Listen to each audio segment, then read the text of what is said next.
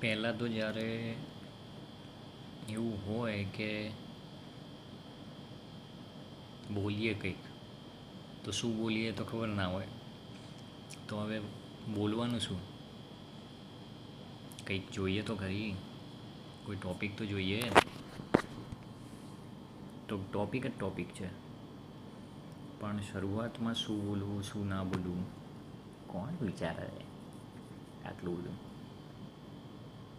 અને વિચારીને બી જે નીકળવાનું છે એ જ નીકળવાનું છે, તો બોલવું જોઈએ. પણ શું? શેના વિશે? શું? પણ જ્યારે સ્ટાર્ટ કરીએ તો automatically I think A topic મળી જાય છે કે શેના વિશે બોલવું જોઈએ. હા, સાચું.